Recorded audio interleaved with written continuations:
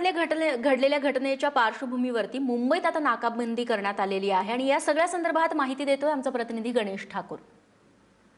नवी मुंबईच्या उरण ह्या परिसरामध्ये आज सकाळी माहिती आली की तिथं शाळेच्या विद्यार्थ्यांनी 4 अतिरेकींना पाहिलं जे आर्मीच्या युनिफॉर्म मध्ये होते, त्यांच्याकडे गन्स होते आणि ह्या माहितीनंतर मुंबई पोलीस, महाराष्ट्र पोलीस पूर्णतः आता सतर्कता दक्षता त्यांनी घेतली आहे।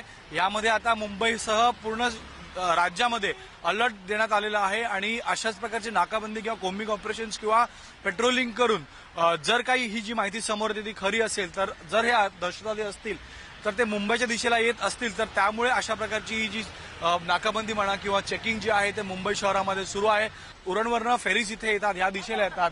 ज्या 26 अकराला ज्या तऱ्हेनं जे दहशतवादी होते ते बोटच्या मार्फत किंवा समुद्रामार्फत मुंबईत दाखल झाले होते, तर जर दहशतवादी उरणमध्ये असतील आणि जी माहिती आहे ती खरी असेल तर ते मुंबईच्या दिशेला जर येत असतील तर त्यांना थांबवण्यासाठी किंवा मुंबईला सुरक्षित ठेवण्यासाठी अशा प्रकारचे जे प्रयत्न आहेत जे आहेत ते मुंबई पोलिसांचे आपण मुंबईमध्ये पाहू शकतो। मुंबई पोलिसांचं आणि महाराष्ट्र पोलिसांचं म्हणणं की अद्याप ही फक्त माहिती आहे, दक्षता किंवा खबरदारी घेण्यात येत आहे आणि यासाठीच पूर्ण महाराष्ट्रामध्ये अलर्ट देण्यात आलेला आहे।